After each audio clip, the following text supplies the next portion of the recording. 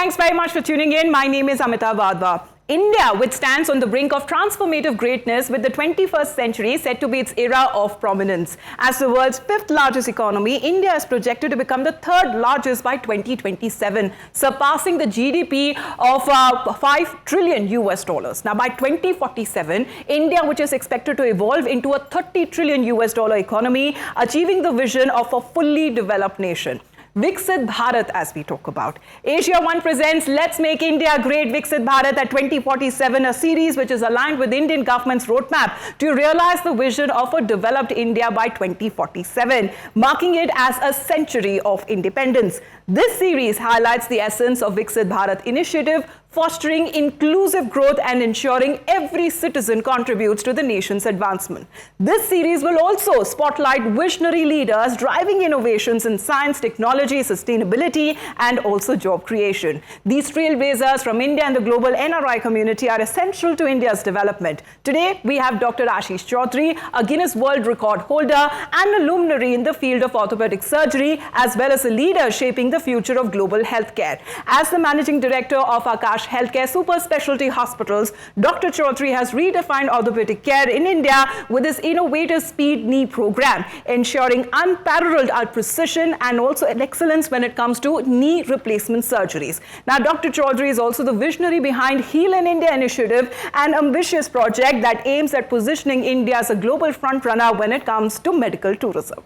Welcome to the show, sir. Thank you so much. So, Dr. Chaudhry, first we talk about the vision of Viksit Bharat 2047 as it is been articulated by Prime Minister Narendra Modi often. It is both ambitious, it is transformative. What are your thoughts? What are your perspective on it? So, coming to the Viksit Bharat aim for 2047, I think this is the right moment it has been put across for the globe to ponder upon, and also for all the citizens of India, where they can, in one way or the other, they can contribute how the India can go from a developing to the developed nation by the end of the century after the independence.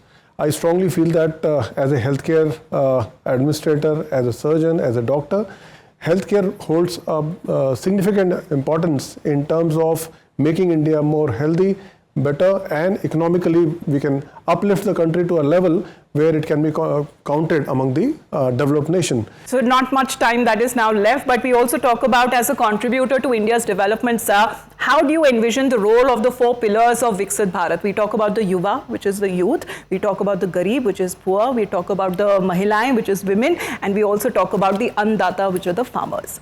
Well, all the four pillars are extremely important because India's more than a third of India's population is belonging to the young and economically contributing population. I think they need direction in a sense that if the job creation is on the forefront, if they are guided well during the tender age of teenage and the 20s, where they can take up any professional engagement, I think they can contribute in one way or the other in the economic growth. We talk about the farmer, since majority of our population stays in the rural area. If we innovate in terms of farming technology, machinery, and also in the know-how of how to create the different types of crop and how to improve the productivity, I think that also will contribute to India becoming a global supplier for all the food products. So that's something which can be our strength for the world. So if we talk about the third pillar, which is the women, it holds significant importance, especially after the introduction of the Women's Bill in Parliament, where 1/3 of the parliamentarians will be coming from the women's side.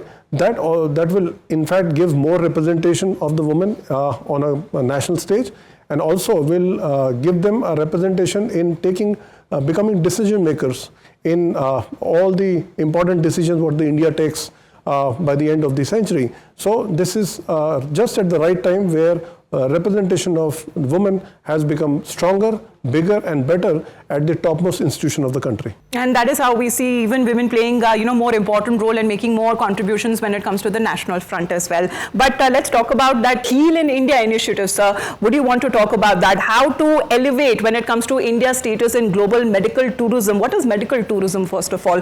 And how does improving healthcare infrastructure provide cost-effective treatments? So India has been at the forefront for tourism in a normal sense that India holds a place for so many heritage sites.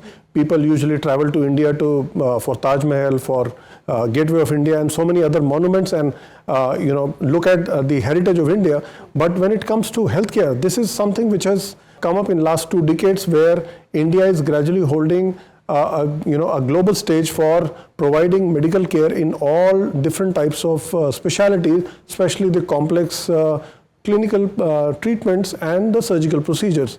India is leading the way in terms of attracting patients from across the globe, not only from the poor countries but also from the Western world, because of many reasons. I strongly feel that the doctors here are being trained through a rigorous training program of more than a decade, and so that's why the quality of clinicians and the caregivers is almost equivalent to the global standards.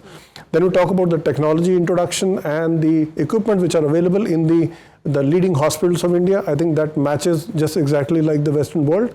If we talk about the language, the English being one of the most common language spoken by the medics, I think that also becomes an edge for India to represent healthcare on the global stage. So that talks about medical tourism. We talk about when it comes to the best quality, when it comes to healthcare, but it is also cost effective at the same time. But what is your airport to airport model? That is also very quite innovative, sir. So, when we talk about medical tourism, it's not just the surgical treatment which we talk about. We talk about the entire experience of the patient, starting from the time when they start thinking about India as their possible medical partner.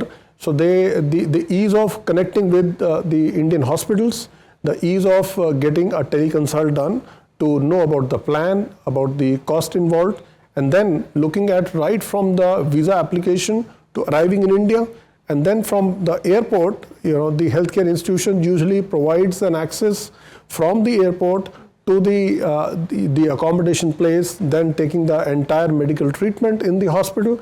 And then within the shortest possible time, they are able to go back to their own countries. And that's why even in our organization, Aakash Healthcare, we provide that airport to airport complete holistic care, which encompasses not only the medical part, but also the logistics, the visa, the accommodation, all the steps which are involved in a patient coming to India, seeking medical care and going back safe and sound. So that's like a full health coverage that we talk about. Absolutely. Yes. But what about when it comes to the economic growth as well, Dr. Chaudhry? Because there is environmental sustainability, there is social progress, there is good governance as well. What, in your view, how can your models and initiative contribute to achieving these multifaceted objectives? See, overall, when anybody is seeking medical care coming to India, of course, they are contributing by bringing foreign currency to India, so that's a direct, addition to the economic growth. The pharma industry has, grown leaps and bounds in many countries and all these things have started to happen once those people have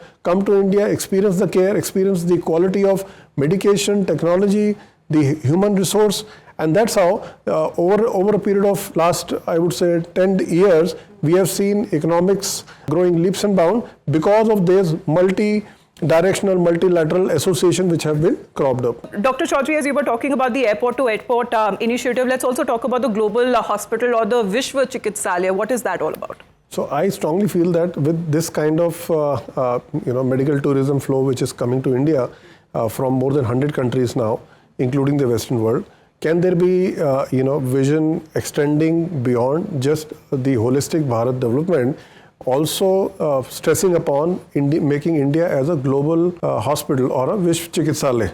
It could be an institution which can provide healthcare to the entire world. It can be a hospital for the globe. So that is what the reputation of India can go up to. I think it could be the preferred healthcare institution, a country where anyone from any country can come and get healed the most cost-effective manner with the best class technology and the most able clan of doctors and the nursing staff.